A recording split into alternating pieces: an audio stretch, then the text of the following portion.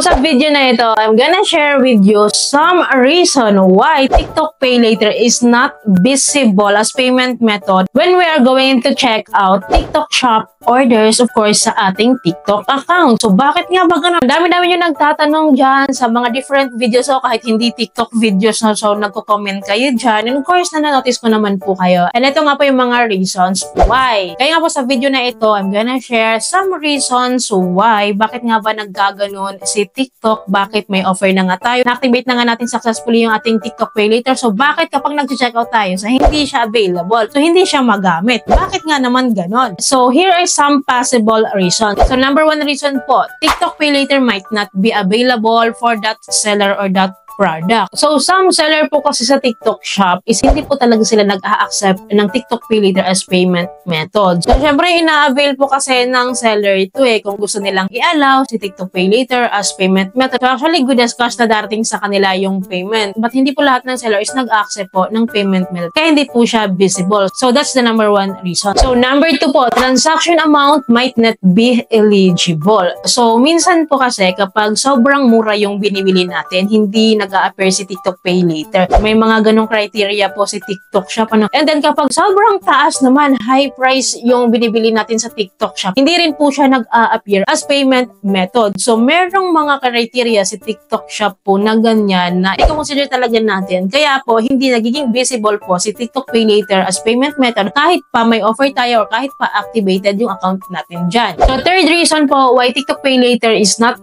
visible upon checking out is maybe due to location restriction. So, hindi po kasi lahat dito sa Philippines is accessible po si TikTok Pay Later. So, may mga region po talaga tayo. May mga zoning po no na hindi po available si TikTok Pay Later as payment method. Some region po have limited access po dito sa TikTok Pay Later. Hindi lahat. Meron din namang iba is meron talaga silang access fully. Kaya make sure your location is fully supported po sa ganitong payment method. Kasi may factor po yun kung bakit hindi po nagiging visible si TikTok Pay Later as payment method. So, number 4 reason, TikTok Pay Later has a credit limit. So, basic lang to no. Pero kasi pag nag-overlook kayo dito, is hindi po talaga maging visible si TikTok Pay Later as payment method. Like, kapag nag-order po tayo ng mas higher amount, no, pero insufficient pala yung credit limit natin dito sa TikTok Pay Later, of course, hindi talaga siya magiging visible. Like, ang order nyo is 5,000 pesos and then yung inyong offer lang is 2,000 pesos. Hindi po siya magre-reflect dyan as payment method. Kasi nga po, sobrang taas yung binili and of course, mababa lang ang iyong TikTok Pay Later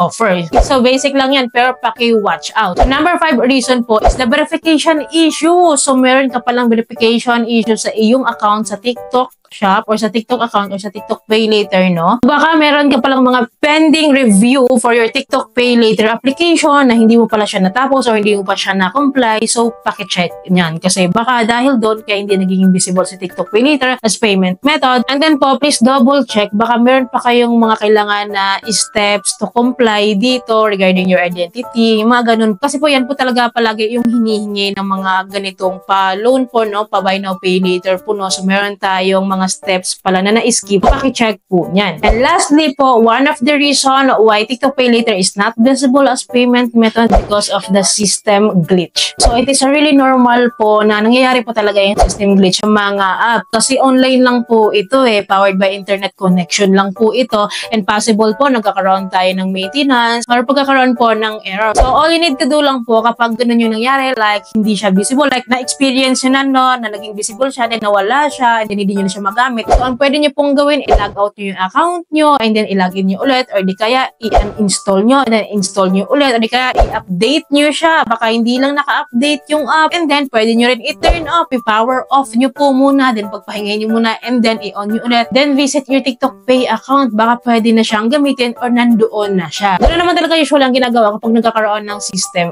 glitch. So, ako kasi personally, ganun din ginagawa ko, no? So, visible naman sa akin si TikTok Pay Later, no? But sometimes talaga, nagkakaroon siya ng glitch. Kasi maramdaman mo yung app naghahang siya and parang nag-e-error siya, which is not usual. Kaya ganoon lang din po yung ginagawa ko in times na ma-experience ko yung mga ganun. So, those are the basic reasons po why TikTok Pay Later is not visible when checking out. So, check nyo mabuti, baka isa dun po is talagang ganun yung nagiging nangyari or ganun yung nagiging dahilan. Kasi sa experience ko talaga, no, hindi ko po naranasan yung mga ganyan na nararanasan nyo. Kasi palagi ko pong ginagamit si TikTok Pay Later as payment method sa TikTok Shop. Kasi nagugustuhan ko ang kanyang interest po kasi. So, ang interest rate na offer niya sa akin as of now is 2.9%. Grabe, di ba? Napakababa. Monthly yun ha, 2.9%. And meron po siyang flexible payment term. So, gugustuhan mo talaga siya kasi recently nga, nagkaroon pa ako ng increase dito. Tumaas na naman siya. So, ganoon lang naman ang ginawa ko. Ginamit ko lang siya ng ginamit. And wala pong magic dito, no? So, frequent use of TikTok Pay Later talaga may give you the chance to have a higher increase limit talaga dito. So, subok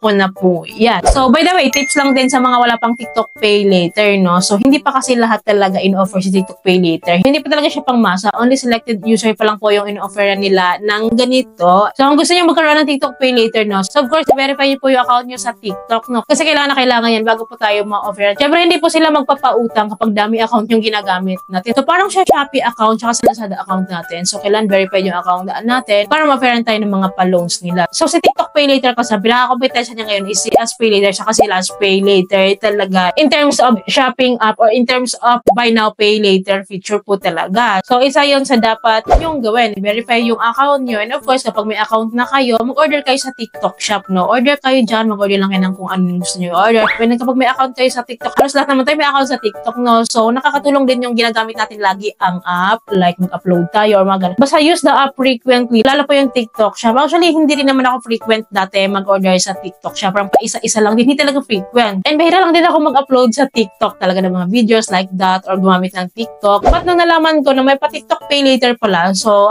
ginawa ko na rin. Nag-order ako sa TikTok Shop. Frequent siya kahit maliliit lang ng mga amount. So, ginagamit ko si TikTok. Pero hindi pa rin sobrang palagi. So, nagulat na rin ako may offer siya sa akin. Of course, pag na-reflect na siya sa dashboard ko, of course, i-grab natin to activate it. Malay nyo naman, magkaroon tayo na mas higher credit limit na offer nila, diba? By the way, meron po akong video niya regarding activation ng TikTok Pay Later for the first time no, na na-offeran po tayo. So, ilalagay ko na lang po sa description box yung link para hindi na kayo mahirapan maghanap in case na gusto niyo siyang panoorin. So, yun lamang po. I hope nasagot ko po yung mga katanungan regarding TikTok Pay Later visibility as payment method. And then, I hope nakapag-share din ako sa inyo ng tip. And I hope makakatulong din po ito sa inyo. Anyways, mag-update naman po ako sa inyo time to time regarding TikTok Pay Later matter. So, lagi naman ako nag-share sa inyo ng update regarding that. And of course, yung ating experience dyan. Kaya po dapat nakasubscribe kayo and click yung bell button para lahat po ng videos guys updated po kayo. And please don't forget to like and share. Thank you po for watching po this video. See you again next time. Bye!